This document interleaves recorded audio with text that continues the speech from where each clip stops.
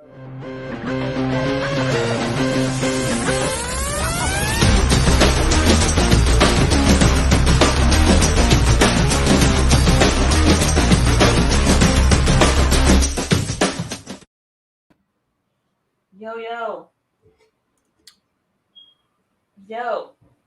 What's poppin'? Mike, we can't hear you, bro. Now he muted. Why is he? Oh, Okay, I was like, who muted Mike? Why did y'all mute Mike? It wasn't me. I don't know. Everyone's Pride, I muted feel Mike like today. I feel like it was you, Pride. Nah, I swear to God, this time I muted myself. All right, guys, well, welcome to another episode of ASAP Vibes. I am your girl Sensei. I am actually hosting this time around instead of just being a commentator like normal. I got my two favorite people in the world with me. I got Pride. How you doing today, Pride? Oh, I'm your favorite now. Oh, wow. So we're still that's being crazy. petty. All right, we're still being petty. We being over the top petty. Okay, that's fine. But I'm good, sis. How are you? I'm doing great, thank you. So now, and moving right along, without further ado, we're moving on to my man Mike Hughes. What's going on, bro? How you doing? I'm there. I'm here. Mike, what's going on? No, you look a little shaky right now. Are you okay? Is everything good on the home front? Baby. Do you have somebody that you would like to cuss out? Please speak your mind. Speak your piece, Mike. Speak your piece.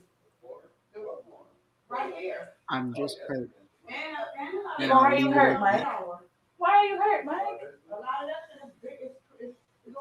I Go ahead, don't speak get your into piece, it. Mike. Why are you hurt?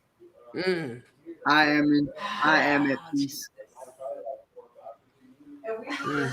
We'll talk with Mike. It's okay. We don't have to discuss it right now. Okay, so let's go ahead and jump right in, guys. So we got a lot of stuff to talk about. A lot of things have been going on. But first things first, coming up to I think either today or tomorrow, Klay Thompson is going to be returning finally. Klay Thompson is coming back to the Warriors. He's going to be back in action, full game speed, full game action. What do you guys think about Klay's return? Like, what exactly are your expectations? Do you have a stat line for Klay? What does this mean for the Warriors going forward? I know Steve Kerr said he was going to start Klay immediately when he was ready to go and not bring him off the bench. So what do you guys think about that? Mike, I'll start with you. Klay's a dog. Klay's been my favorite player in the game ever since Derrick Rose had his little setback. And not that Derrick wasn't, but they're my favorite people too. But it's a situation where Klay quickly became one of my favorite players just because of his all-around game. I felt like I could relate with it because where Derrick, I'm 5'8", 5'9" on a good day, and that's with like stilettos on, like it's not, you know what I mean? Like it's not going. So I couldn't really relate to guys like Derrick Rose, but playing good defense and just shooting the three ball is something I feel like a lot of kids aspire to be and aspire to look up to be. But it's definitely a situation to where, dude, I'm sorry. Y'all hear my dog? Yeah, you good. You good. Whatever. Dog said, whatever. I'm here too. Bro, like he about to do something. He tore his ACL last year, just like Klay, unironically. But it's a situation to where I feel like Klay's gonna make an immediate impact. I hate the people that say he's gonna be a role player on this team because I feel like people are just so quickly forgetting who Klay Thompson is. And if Klay Thompson didn't go down, the Raptors don't win a championship. That's just solely how I look at it. Kevin Durant going down definitely hurt, but Klay going down was the nail in the coffin. To where you look at it and you say that's why they didn't win a chip. And I feel like Klay is going to come in and he's going to be the same guy he was because his career hasn't asked him to be anything more. Like he just shoots the ball. I mean, we're talking about a guy. Pride has the stats. Pride's my stat guy, but dribbled the ball 5 times and had how many points? Pride? It was like 60. 5 times. Yeah, something like that. Like 5 dribbles. Yeah. Yep. I remember Right. that. Our boy don't need to move around like that. So for anybody that thinks that, his athleticism is gone, it was never really there to begin with. So I'm not concerned about it whatsoever. I think he's going to be right off the bat, very good, very productive. Yeah. What about you, Fred? I mean,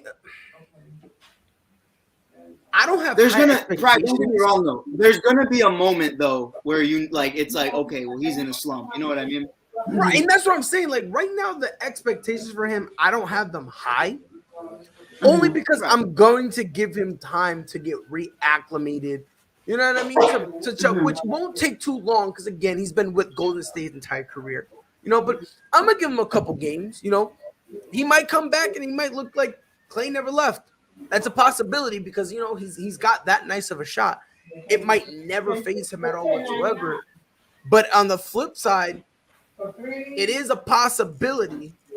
And Mike, I know you hate this, but it is a possibility that he might end up turning into nothing but a role player coming off the bench. Like, you know what I mean? There is a potential. If I had to bet my money, I don't think Klay turns into that. I don't think it turns, if I had to bet, but the potential's still there. I think I expect him to have a decent game, right? A solid game. It's not going to be bad to the point where like people are going to be like, yo, Klay ain't the same. But it's going to leave you wanting more. You're going to be like, I don't know. You know, he played good, but I don't know. I feel like I could have gotten more from him. And I think that's how it's going to be for like the first 2 to 4 games. I think that's how it's going to be, where he's going to be in this weird limbo state where, right. You know what I mean? Right, Pride? I was like, I don't know about this shit, man. You said what? I don't know. I saw you do the same thing I did. Like, I'm like, I just want to copy you, yo. Hey, yo, Iris, I'm telling you right now, dog. My Celtics, they're not down bad. They're down horrible. It's worse. It's worse than down bad, baby. Like, at this point, if we make the play-in, we're solely in the play-in young thing. If we make the playoffs, then it doesn't count. Like, we are horrible. But to wrap it up, sis, I have some expectations from him. Like I said, I think I'll pull up some solid stat lines. It'll be good enough for you to say, yeah, he's not trash, but it's also not going to be enough for you. You know, it's going to still leave you wanting a little something where you go, I don't know, man. I feel like, you know, Klay could have done a little more. So I think for the next about 2 to 4 games, Klay's going to be in this weird limbo state. Yeah, I think so too. I think just because it has been 2 years since he's played full NBA basketball, you know, up and down as far as like excuse me, sorry, in the actual game. So it's definitely gonna take it's gonna take him time to get acclimated and to get back into his old self. But I think the highlight for Klay is that he is he's not predicated off of athleticism. Like he's not one of those he's not like a Russell Westbrook or like Mike was saying, like a Derrick Rose, where he needs the majority of the main factor of his game is just being athletic.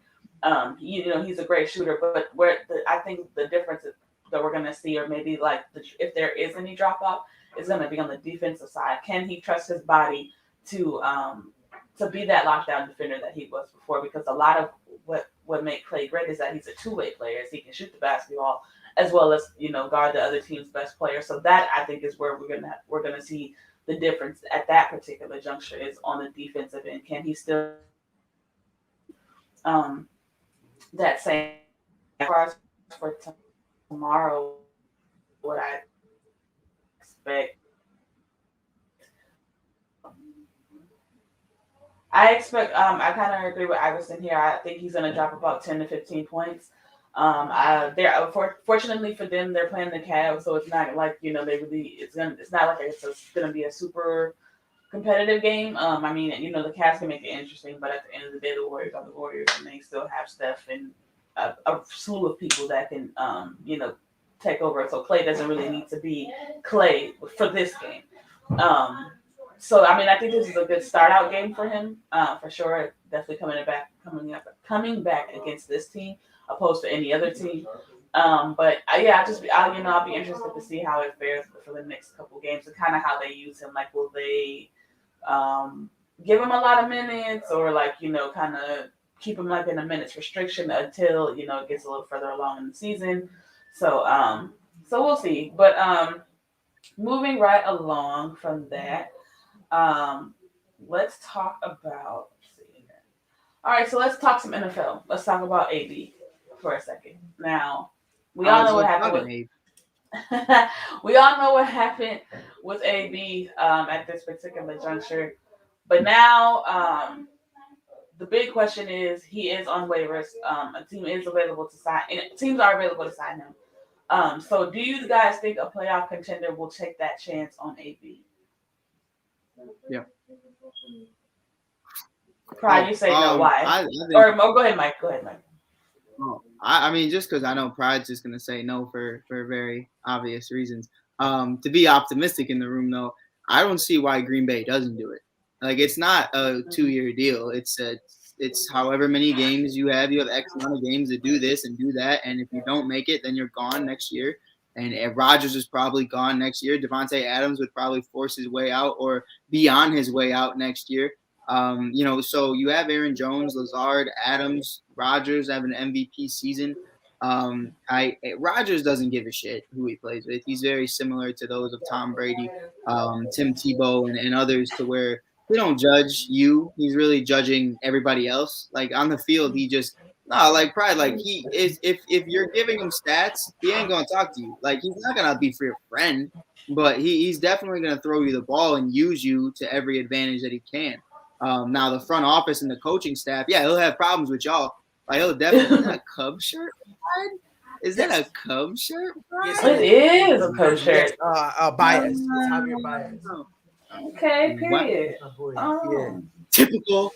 No, we had this conversation. No, we had this conversation. I love Javi. Oh, we did. I've been trying to get one of his jerseys, and I was blessed enough to get one. And ironically enough, it's actually the year that they won. Like, this is actually wow. Ironically, it was the year that they won. And when I saw it, I was like, yeah, bro, I'll be a fool not to get it. Because I love Javier Baez. I love him.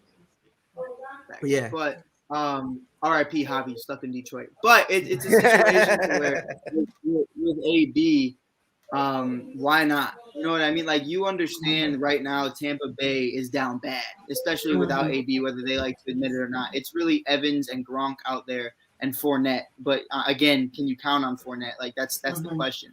Can you count on Gronk? Because that's also a question. Like, he is very injury prone as well. And then you look at the Rams kind of been getting depleted offensively and them getting Cam Akers back. And you look at the Cardinals kind of picking it up later after having a little bit of a midseason shift. Like, you need to do something because you failed at getting Odell. And the Rams have proven that Odell works with Stafford. Like, he proved it. Like, that was the question. Odell was never the problem. I'm sorry. I did that for pride. I did that for pride. We need to knock it off. I need to knock it off because I just want to say one thing. The beginning of him in the Rams, if you actually look at the stats, is actually very similar to the stats he was putting up in the beginning with Cleveland. Nobody want to talk about that, though. Nobody want to talk about that. And I said, I was told if you take Baker away, OBJ would be phenomenal. He would look like the number one again. All I'm saying, his numbers look extremely similar, which goes to my point that it just wasn't a good fit, and everyone deserves blame. He wasn't the problem. But anyway, he was the problem. Go ahead. He was the problem. Go ahead, Mike. Finish your point, Mike. Watch, when the Rams don't win a ring, I don't want to hear it. I mean, it's definitely possible, but I mean, they put all their chips on the table, though, and that's what separates them from Green Bay is they really don't put their chips on the table. Now, all the chips are on the table, but that's because Rodgers is about to flip the whole damn table. Like, that's just how it is. So if that table's going to get flipped regardless at the end of the year, you might as well throw in AB. Like, if you don't throw in AB, you're a poverty franchise. And as coming from a Bears fan, like, you have the pride, you have the money to bring in a Hall of Fame wide receiver who's still putting up productive numbers. That cried because he wasn't getting his touches. What are we doing here, brother? That's where he'll get his touches. Green Bay. It's Adams, and that's it. That's it. Yeah, you're right. He targets Randall Cobb. He likes Randall Cobb. He Cobb gives don't touches play. to Lazard. What? No, Cobb's hurt. Lazard's hurt. They're down. They're coming back in the playoffs. They're maybe coming back. Right, but again, I'm not gonna look, man. I'm not gonna bring in AB because let's call it what it is. Who's gonna deal with him? No one Like has who? to deal with Like him. this is the question you need to answer. Because listen, like you just said, Aaron Rodgers is not gonna deal with him. He's not. Let's just be honest. Right. He's not gonna deal with him. That's not him. He's never had to do that before. And for him to The start now, Florida Gators can do it. no, The Packers can do it. no. See, that's different. That's way different. Because what happened in Florida, that's completely different. Because it wasn't one malcontent.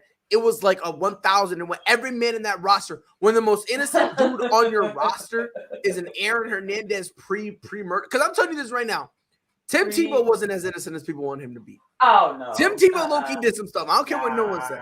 Okay, look at it. If you tell me, if you look at that entire lineup, no, I believe it. Tim Tebow definitely was. Come on now. Like, but here's my thing when it comes to AB. AB literally still believes that he is the best receiver in the game. Mm-hmm. That's the problem. That's the problem. And when he doesn't get his way, he throws a fit. Mm-hmm. We need to be honest here. If he throws a fit in Green Bay, who's dealing with it? If he don't respect Bruce Arians, what makes you think he got any respect for Matt LaFleur? If he's out here, if he was out here bashing, you said what? It's one game elimination, so who cares if he doesn't? No, you but lose, you lose. But if you win, here's the issue with that though. With AB is that AB is fine as long as he's not a necessity. The moment he becomes a necessity, that's when he starts to act out because it's like he knows you don't have any other option but him. So if he goes somewhere and has to be in a situation where he's not the main guy, but he still, still can get enough targets to satisfy him, basically, in so many words. Kind of how the Bucs had it up until, he was switched from being kind of like a decoy to the main guy, and then once he went back to being a decoy, then that's when the issue came.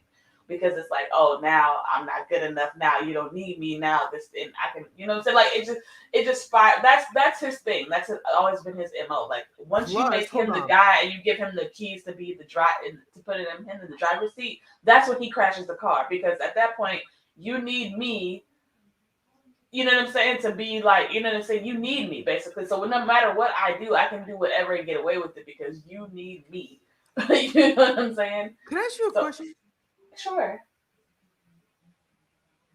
Isn't Antonio Brown hurt? Yeah, supposedly. Which is what's going to be my next point. So it's like because he's trying to make a case of him being hurt so that he can still get his bonuses and basically that he was forced to play. But then this is also the same Antonio Brown that did jumping jacks off the field. And ran away quite fine to me. He didn't look injured. The ankle looked fine to me, but I'm not a doctor, so I guess what do I know? I mean, look, I just don't think anybody wants to put or wants to go get Antonio Brown because again, your tolerance matches production, and we need to take into consideration he's been out for how long? Yeah. Wait, how long? Yeah, how long was he? What was it like? Because he just came back, right? Oh yeah, he played 2 games. He had that one game. It wasn't the Jets. He played another game before the Jets where he was the number 1 guy and he was getting all the targets, and he didn't look hurt then. No, he didn't. Was loving life then. And even before the actual blow up happened, he caught a couple balls before then too. And he didn't look hurt at all either. It's just when Brady started to go the other way, that's when everything kind of just he played against the Panthers. Okay. 10 receptions for 101 yards. Okay. Do you know when was the last time? Yeah. So he played. It was December 26th. That was the last time he played. Do you know when he played before that? Like the beginning of the season, right? October 14th. Yeah, that's what I thought. Like against Philly. Yeah. That was the last game. If I'm mistaken, that's what week 6. Yes, week 6. Mm-hmm. So he's out week 6, doesn't come back. And by the way, when he got suspended, let's be honest, that suspension really didn't mean anything because he was still hurt. Mm-hmm. If anything, Yeah, that's so suspension it probably. really it wasn't. Yeah, he was still gonna. He was gonna be out If anyway. anything, it probably cost them one game. If we're gonna be honest, it probably only cost them one game.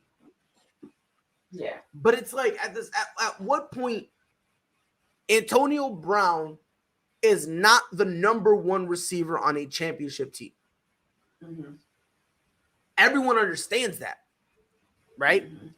The problem is that he doesn't understand it because he was saying how he was better than Chris Godwin and how he was better than Mike Evans.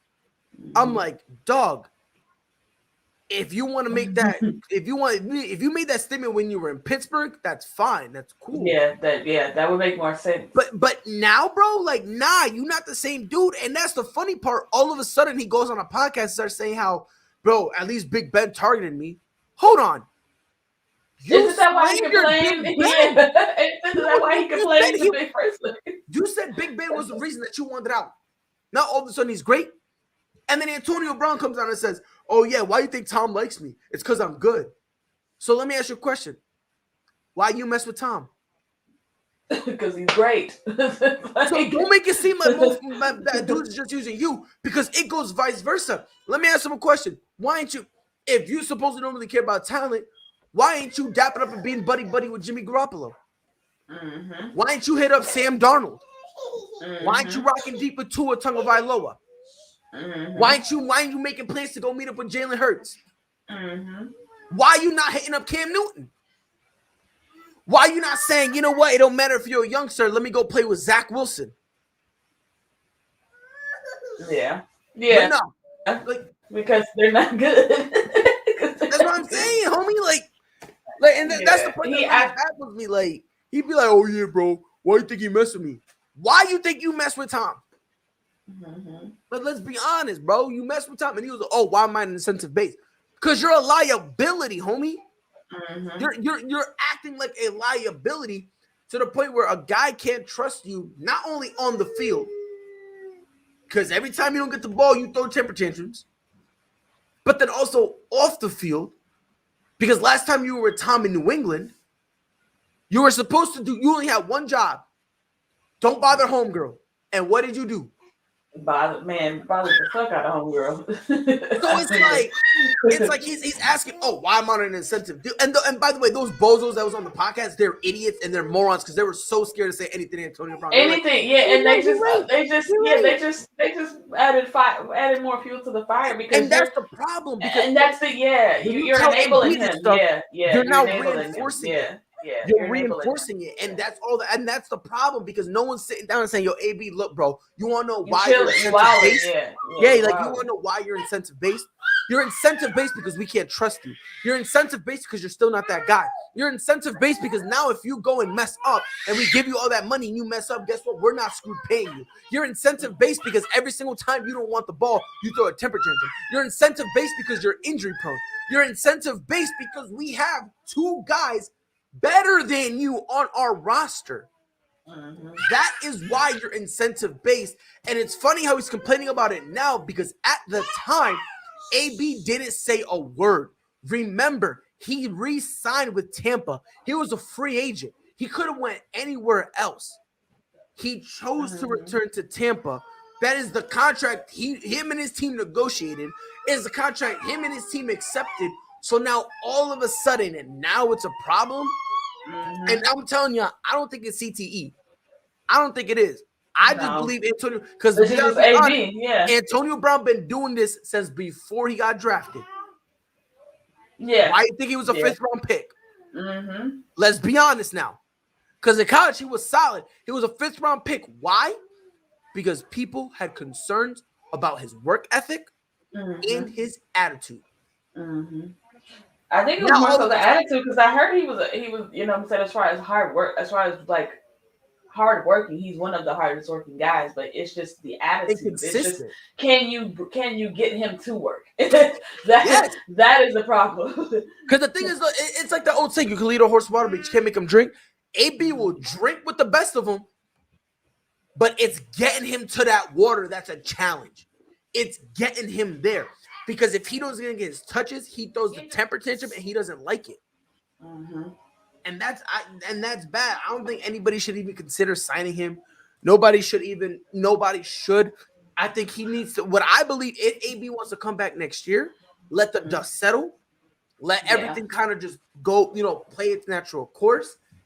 If you're really that hurt, go get healthy. Maybe next year someone takes a chance on you. Maybe, who knows? But if I'm AB, I'm not looking to play right now. I'm not. Yeah. I'm gonna take some time off because you have to. Because if you're, cause remember, your main reason of why you quit was because they kind of forced me to play while I was hurt. Yeah. So you can't do that. Then all of a sudden jump to another team and play. Mm-hmm. Let that sink in, because his credibility is already shot. Let's keep it a stack here. It's bad. Now imagine if all of a sudden he goes talking about, yeah, man, I was hurt. I couldn't do nothing. Oh, I'm getting a start this week. I'm in there. Like, yeah. But I mean, honestly, like I definitely think he should take a break for this season. But I wouldn't be surprised if somebody signed him this season as well, just because it is the NFL. The NFL loves drama. The NFL loves to create a story, create a narrative. And what better narrative would be, in signing Antonio Brown and getting him to quote unquote act right, at least for whatever string of games. And what if that potential team makes it to the Super Bowl? Like, you know what I'm saying? Like, it's just, there's just so many. Especially if you go to the NFC. Any NFC team that meets Tampa. Yeah, that's what I'm saying. That's what I'm saying. For the dramatic effect, I could see it. I don't think it should happen, but I could definitely see it. I wouldn't be surprised if we find out AB gets signed for like a veteran minimum or something crazy for the remainder of the season. So somebody asked a question: if someone is injured as bad as AB says he is, should they be sleeping around with these women? Good question. Good question, because you know what? Because the IG model definitely had that man. It is crazy because if I were to say that, I'm a hater. Yeah. What a time it's I don't know. God bless AB, because that man is somewhere far gone in the stratosphere. But moving right along, let's talk some more NBA here. So the Lakers are currently on a win streak at this particular juncture. They've won the last, I believe, 4 or 5 of their last games, if I'm not mistaken. Pride, do you have it in front of you? Say one more time, sis. The win is it 4 of the last 5 games that the Lakers have won? No, it's 4 straight.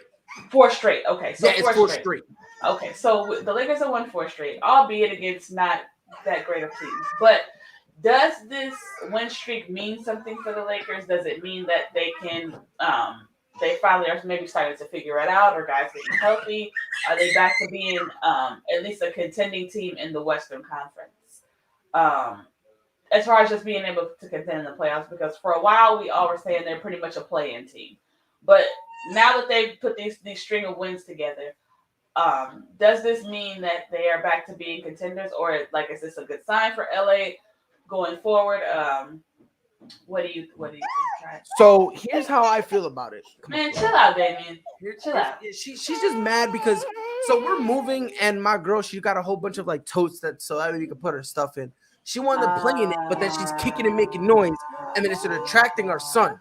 So our son is going over there and saying hey, what are you doing? And then he's like, and my daughter's getting mad, and she's like, no, and she's kicking him. So it's nah, G, you can't be doing that. But I'm gonna be honest. Okay. I'm not gonna. And normally, a lot of people are gonna say, "Oh, look who they're beating! Look who they're beating!" And to an extent, I understand that. However, they don't make their schedule. They play who they play. Yeah. That's really all it comes down to. And this is the best analogy I can give to you. Sis, if you get paid $20 an hour and you work a manual labor job, so you're going out there and you're putting a lot of pressure on your body. You go out there, you work for 5 hours. Five hard-earned hours, right? You get $100, correct? Yes. If I'm doing absolutely nothing, I'm chilling, and I stumble upon a wallet, and I pick it up, and there's $100 in it, how much money is that? $100. Okay, so now, let's say you and I, sis, it's been a while. Matter of fact, you want to go catch a bite? let's say we go to a restaurant and let's say it's $100 each, right? Mm-hmm. Whose $100 is valued more? Which $100 is the store gonna turn away? Nobody. It's $100. So that's what I'm saying. I understand it's easy, but at the end of the day, a W is a W. So $100 is $100 regardless. Yes. Now, here's the thing when it comes to LA. Mm-hmm.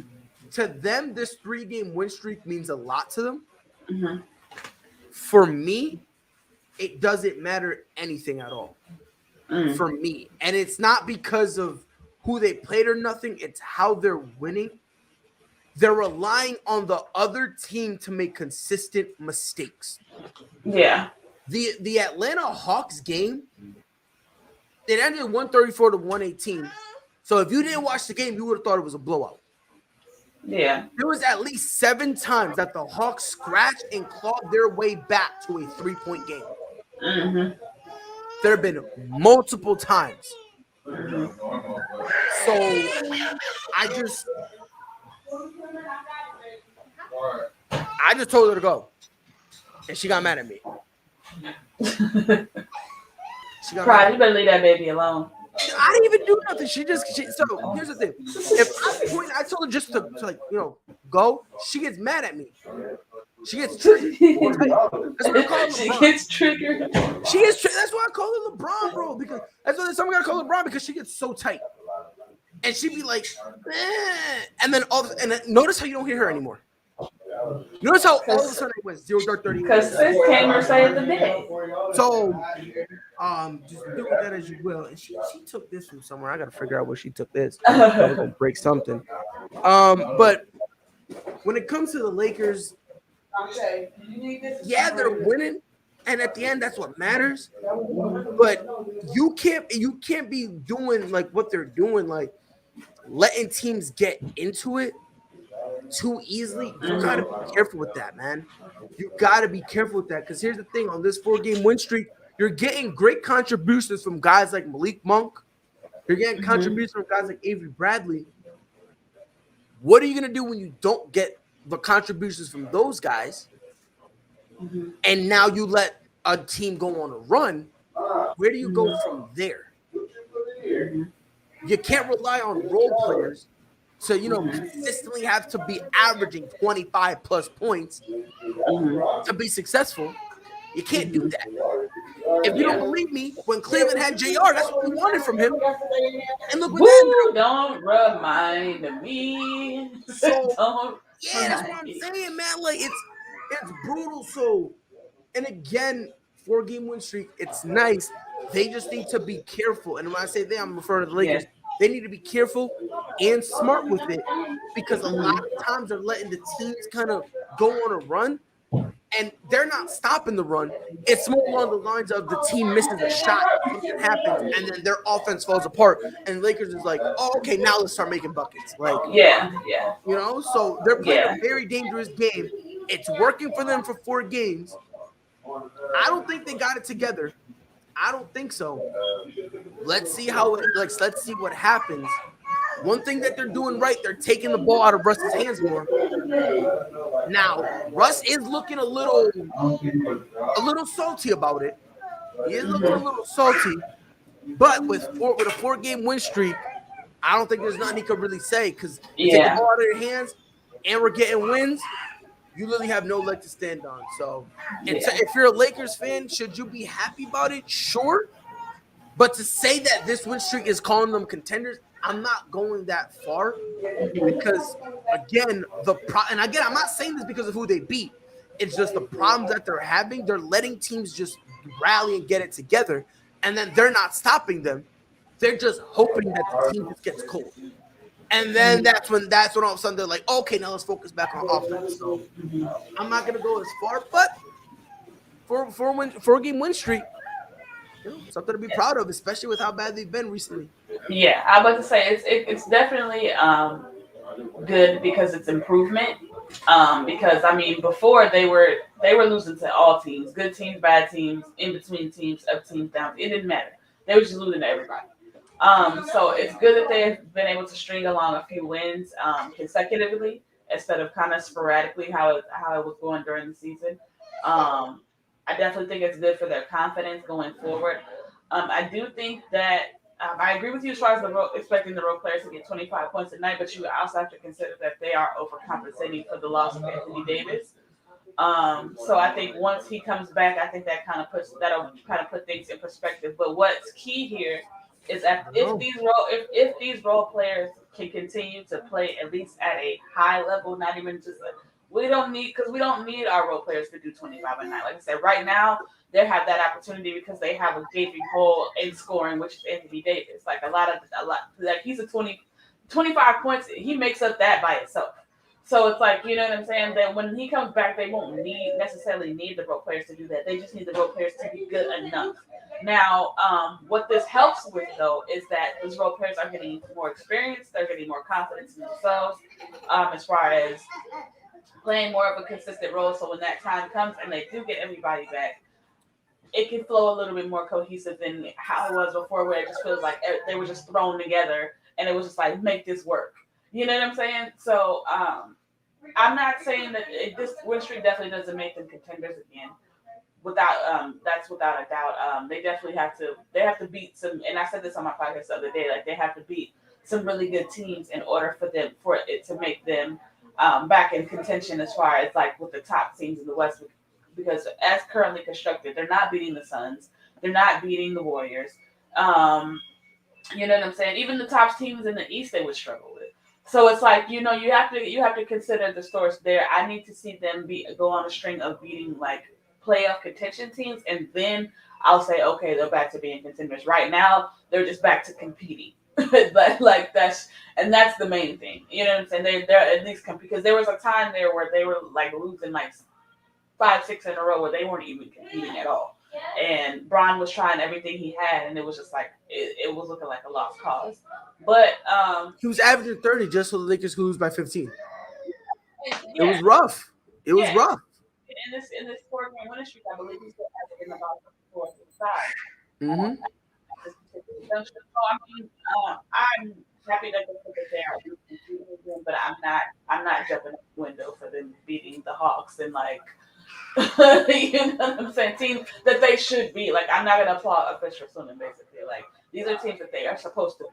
Right. So it's like it's not. It doesn't make it that impressive to me. But if they can continue to do this and continue to keep the ball out of Westbrook's hands, and he can get more used to the role that he's in now, because even though he's not happy about it, he's actually playing well.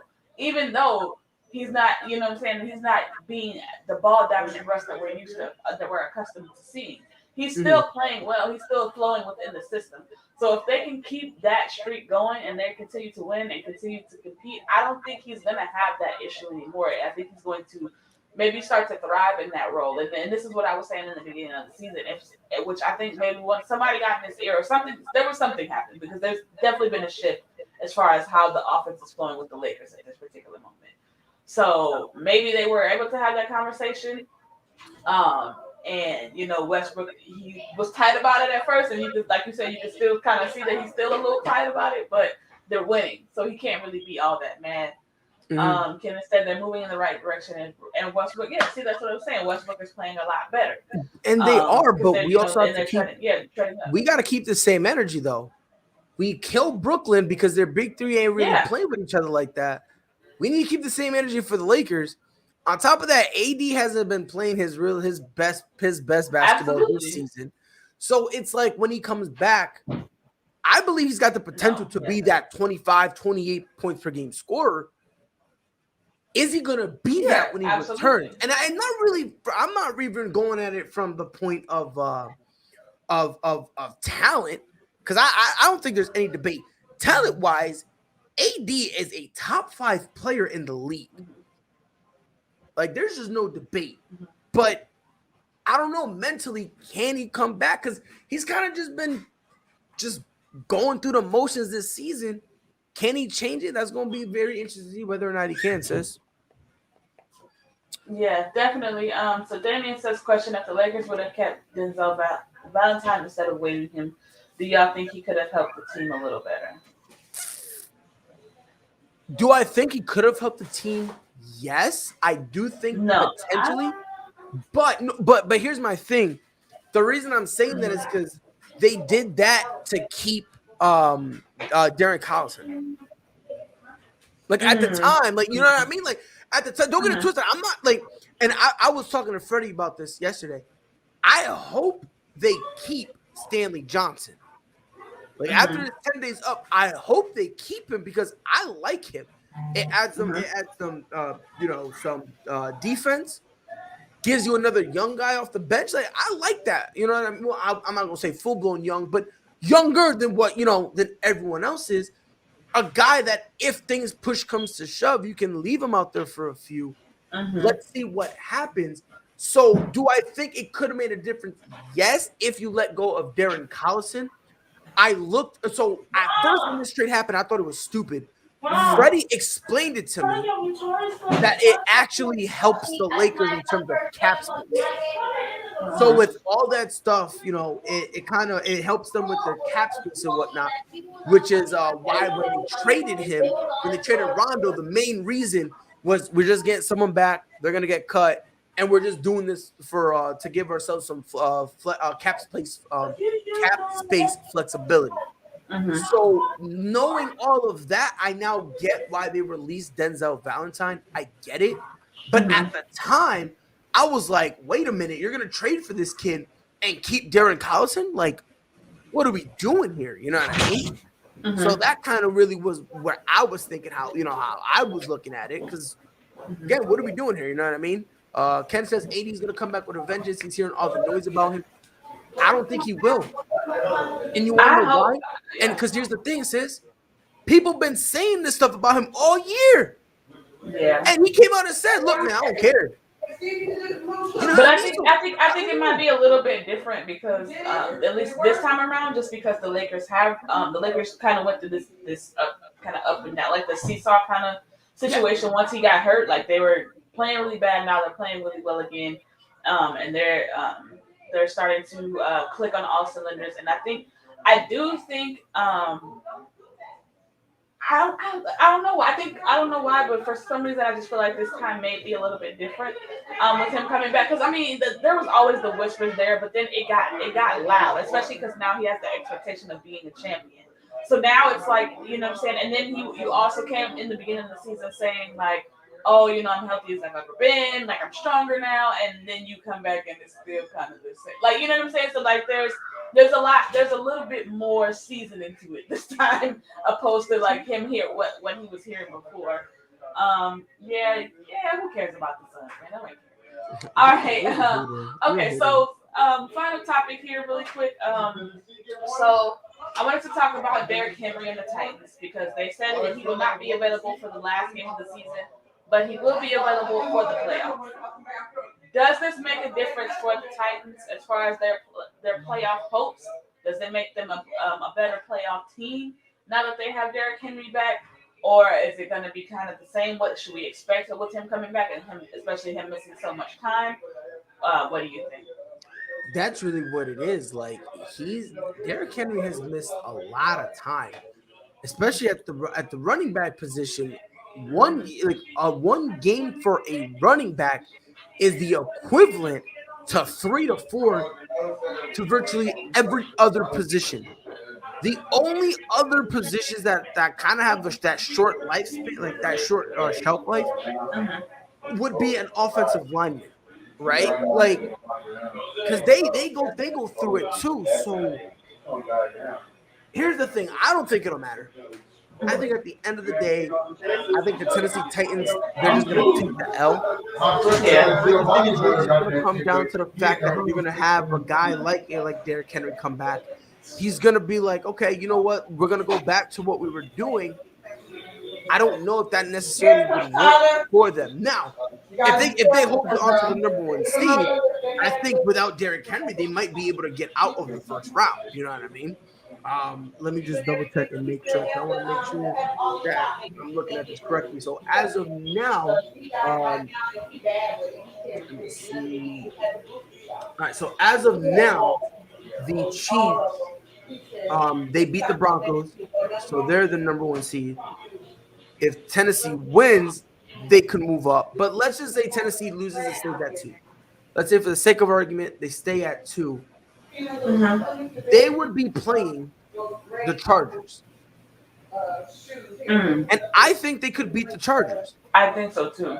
And don't get it twisted. I like the Chargers. I just think at a key positions they're a little young, mostly quarterback. Same thing with the Bengals. Good team. I just think they need to have a little more experience under their belt, and then we go from there, right? Derrick Henry coming back, I don't know. Do you really want to force him back? That's also another question. Like, do you want to? Like, let's be honest. For all we know, Derrick Henry could be saying, "Yeah, I'm healed, I'm good, I'm chilling," because he wants to come back. Next, you know, he plans it. All of a sudden, here we are again, 2.0. And now, instead of being out this year, you know what I mean, this whole year, he misses most of this year, comes back for a game, gets re-injured, and now is out for next year. So, you know what I mean? Don't get it twisted. Do they need Derrick Henry this year? Yes, they do. They're going to need him more next year. They're going to need him more next year. And on top of that, we also need to take into consideration, you're going to need to have Derrick Henry warm up, right? So you're going to have to give him touches. So if you were going to bring him back, you should have brought him back for tomorrow. You should have brought him back for tomorrow, so that way he can get his touches, and that way he can get back into the swing of things.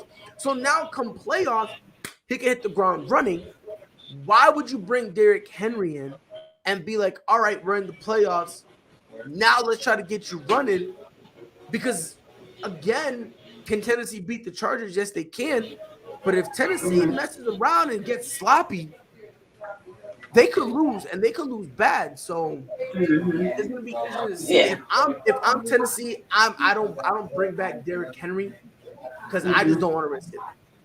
Yeah, I agree with you, Fred. I was going to say the same thing. I think that they should preserve him for next year, just because the running back position is such a pounding, like it's such a intense position, and the ground and pound that the running backs have to receive, and being that they already have a short career span as it is, so it's like you don't want to like shorten that even more, because he does so much for that team other than just run the ball. Like he's such a centerpiece of that offense, and I don't know if it's worth it.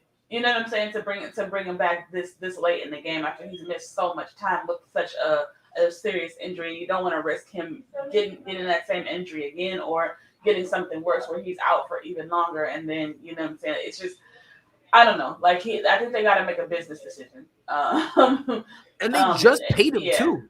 Yeah, that's what I'm saying. They gotta make a business decision, an investment decision, and say, look, I know you want to come back, I know you want to compete, but I think it's best that we keep you out until at least next year, so that way you have a full off season to recover, and then you're coming back completely healthy at the start of next season, opposed to getting banged up, and possibly risking, like I said, getting another injury or re-injuring the previous injury. So I definitely think they should just they should let him sit.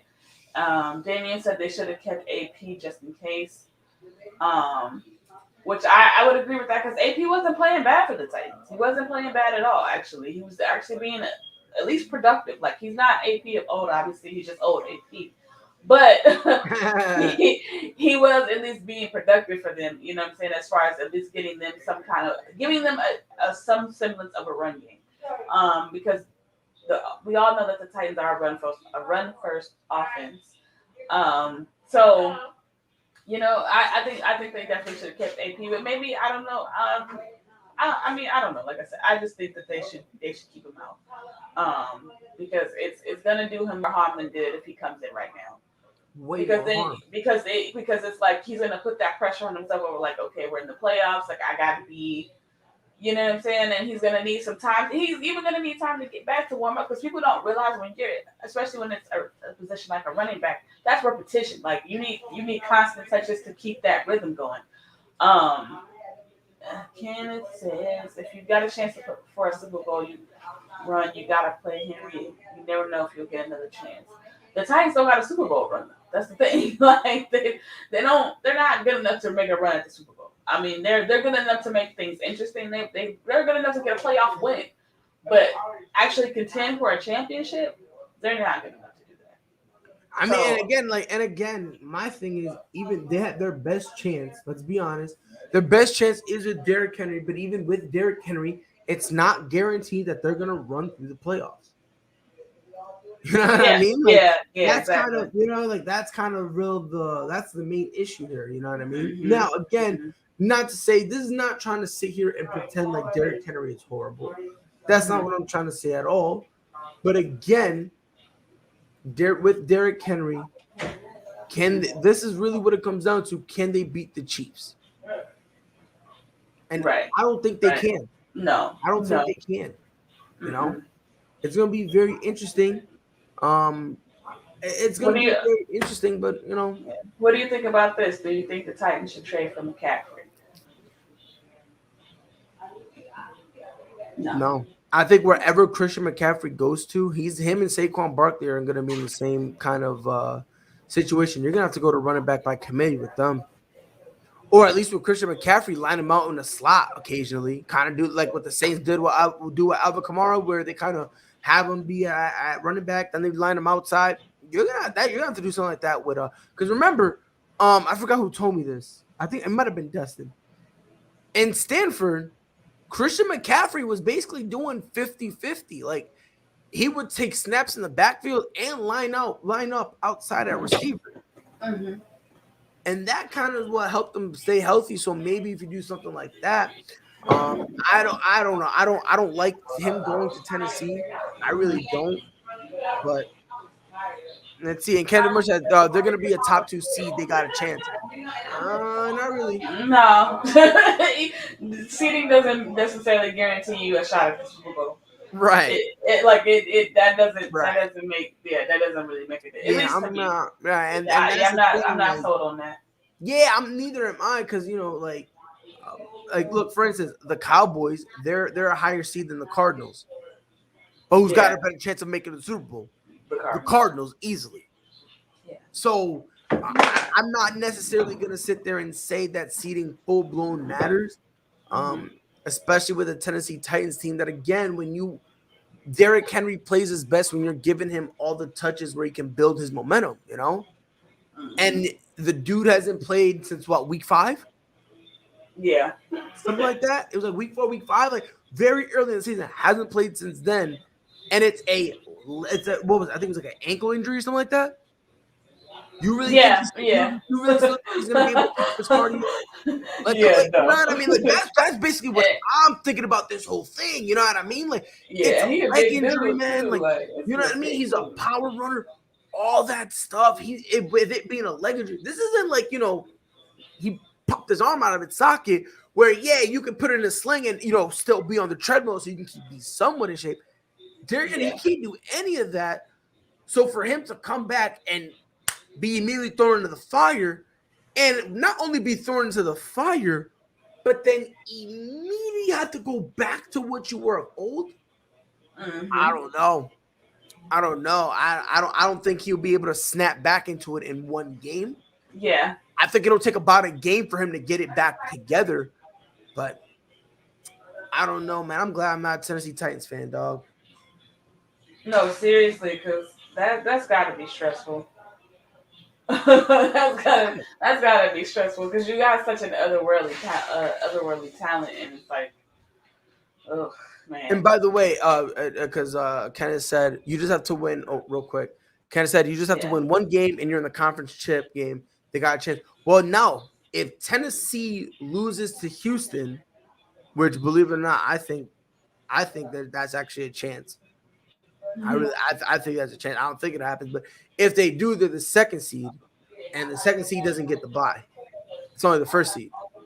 Oh, well, that definitely shakes things up. But I mean, I can see that too. But I mean, if you lose to Houston, then you shouldn't even be in the playoffs. In my opinion. Nah, if I'm Houston, I'm sweating. Houston is a terrible team. I'm sweating it because look, listen. They went 4-12. I don't think anyone expected them to be like that. I don't think anyone expected them to be 4-12. And it's kind of funny because for as much as we said the Detroit Lions suck, they technically have a better record than the Jacksonville Jaguars. That's wild. Not as stressful as Pat's Damien's having not a as stressful punting as problem. Pat's having a punting problem. And that it was just basically against the Colts. That one block punt, Damien swears it was the punter's fault. It had nothing to do with what the Patriots did wrong. It was just I can't remember who blocked it. He got a great jump, and it was a clean block. It wasn't that the Patriots did anything wrong. It happens. Yeah, and it wasn't that the Patriots did anything wrong. It's just the Colts did everything not right. They on that play, they did everything perfect. They lined up. He lined up exactly where he would needed to be. Had a perfect jump. No one touched him. Nice. He had a nice leap with decent extension. Managed to block it and not rough the kicker. And then have that ball roll to the end zone like that. That's not a punt problem, though. But but again, you're a Chicago fan. Let me know when you find your head coach. Until then, I'm chilling over here. I'm chilling over here, homie. Be at 500 and holler at your boy, bro. 10, what are we doing here? Come on, all right. Well, this before Pride gets on his petty rants, we go. You're right. Let me stop. I'm getting too petty. We go ahead. Go ahead and wrap this up. This has been another episode of ASAP Vibes. Thank y'all for tuning in. We'll be back again on Tuesday, same time, same place, with the same faces. Thank you, Pride, for letting me take over your job for a day. Just to see what it was like, get my feet wet a little bit. Make sure you guys tune in on Monday for the All Female Show. We going up, we going crazy. We got so much stuff going on with the All Female Show, so make sure y'all definitely tune in. I haven't stressed myself for no reason, so I need y'all to tune in because it's a lot happening. But shout out to my brother Pride. Shout out Mike. I don't know where that man went or why he went. He said now his internet was tweaking a little bit. Oh, okay. Yeah, his internet was kind of. All right, Mike, you get a pass this time because normally I'd be on your head. But it's okay. This time I'm gonna let you live this time. Let him rock. Let him rock. I'm gonna let him rock. But all right, signing out. Thank you again, Pride, ASAP Vibes, and we out this thing. All right, so tonight, what do I is there like an ending video I'm supposed to play with you? Whole sports all plays. Yeah. Whole sports all plays. Whole sports all plays. 365, we making up plays. You talking the game, get you to the days. We're high in the court, the dime in the lane. Variety topics living the same. All presentation, sports information. In the airways, taking the nation. Sport all plays, they working your faces. Grace at the field, so tie the laces. Whole sports all plays.